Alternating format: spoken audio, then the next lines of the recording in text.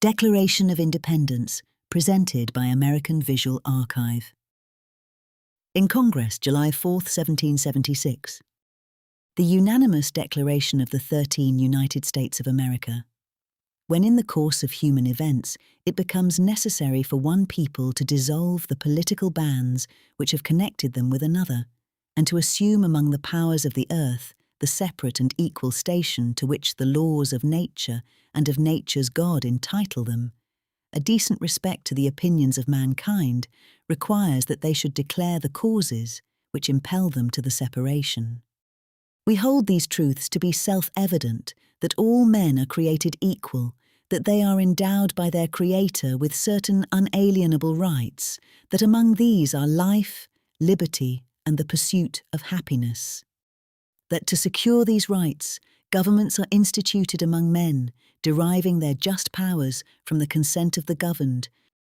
That whenever any form of government becomes destructive of these ends, it is the right of the people to alter or to abolish it, and to institute new government, laying its foundation on such principles and organizing its powers in such form as to them shall seem most likely to effect their safety and happiness.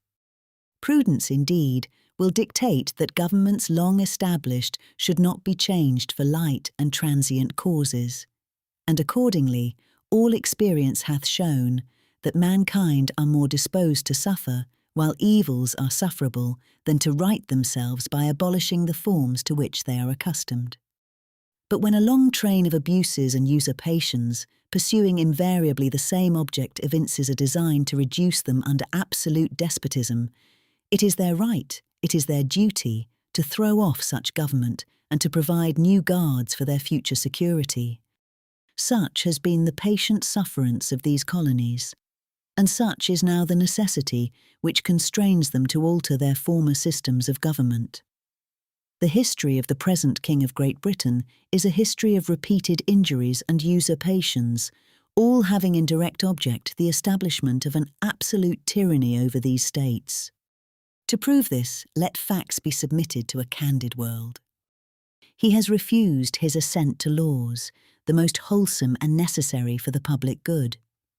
He has forbidden his governors to pass laws of immediate and pressing importance, unless suspended in their operation till his assent should be obtained. And when so suspended, he has utterly neglected to attend to them. He has refused to pass other laws for the accommodation of large districts of people, unless those people would relinquish the right of representation in the legislature, a right inestimable to them and formidable to tyrants only. He has called together legislative bodies at places unusual, uncomfortable, and distant from the depository of their public records, for the sole purpose of fatiguing them into compliance with his measures. He has dissolved representative houses repeatedly, for opposing with manly firmness his invasions on the rights of the people. He has refused for a long time after such dissolutions to cause others to be elected, whereby the legislative powers, incapable of annihilation, have returned to the people at large for their exercise, the state remaining in the meantime exposed to all the dangers of invasion from without and convulsions within. He has endeavoured to prevent the population of these states, for that purpose obstructing the laws for naturalization of foreigners, refusing to pass others to encourage their migrations hither, and raising the conditions of new appropriations of lands.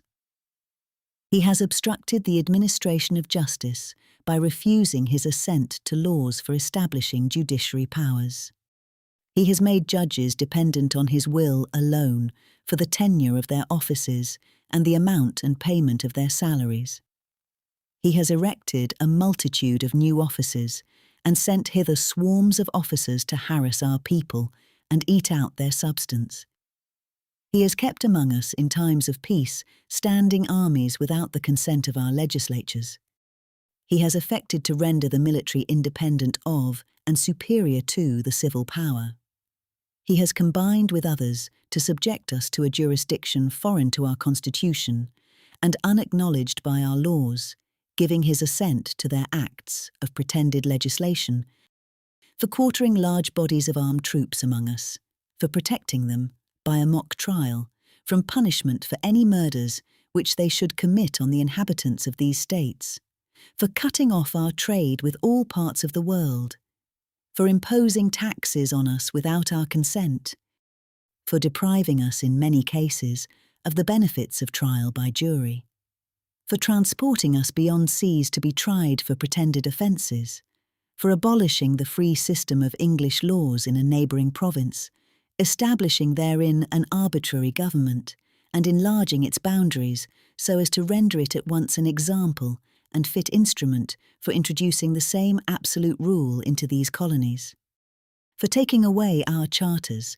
abolishing our most valuable laws, and altering fundamentally the forms of our governments, for suspending our own legislatures and declaring themselves invested with power to legislate for us in all cases whatsoever. He has abdicated government here by declaring us out of his protection and waging war against us. He has plundered our seas, ravaged our coasts, burnt our towns, and destroyed the lives of our people. He is at this time transporting large armies of foreign mercenaries to complete the works of death, desolation, and tyranny already begun with circumstances of cruelty and perfidy scarcely paralleled in the most barbarous ages and totally unworthy the head of a civilized nation. He has constrained our fellow citizens taken captive on the high seas to bear arms against their country, to become the executioners of their friends and brethren, or to fall themselves by their hands. He has excited domestic insurrections amongst us, and has endeavoured to bring on the inhabitants of our frontiers, the merciless Indian savages, whose known rule of warfare is an undistinguished destruction of all ages, sexes, and conditions. In every stage of these oppressions, we have petitioned for redress in the most humble terms. Our repeated petitions have been answered only by repeated injury. A prince, whose character is thus marked by every act which may define a tyrant, is unfit to be the ruler of a free people. Nor have we been wanting in attentions to our British brethren. We have warned them from time to time of attempts by their legislature to extend an unwarrantable jurisdiction over us. We have reminded them of the circumstances of our emigration and settlement here.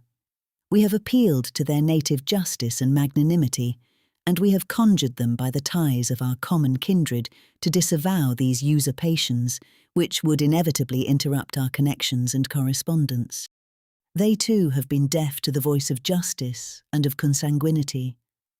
We must therefore acquiesce in the necessity which denounces our separation, and hold them, as we hold the rest of mankind, enemies in war, in peace friends. We, therefore, the representatives of the United States of America, in General Congress, assembled, appealing to the Supreme Judge of the world for the rectitude of our intentions, do, in the name and by authority of the good people of these colonies, solemnly publish and declare that these united colonies are and of right ought to be free and independent states, that they are absolved from all allegiance to the British Crown, and that all political connection between them and the state of Great Britain is and ought to be totally dissolved, and that as free and independent states they have full power to levy war, conclude peace, contract alliances, establish commerce, and to do all other acts and things which independent states may of right do. And for the support of this declaration, with a firm reliance on the protection of divine providence, we mutually pledge to each other our lives, our fortunes, and our sacred honour.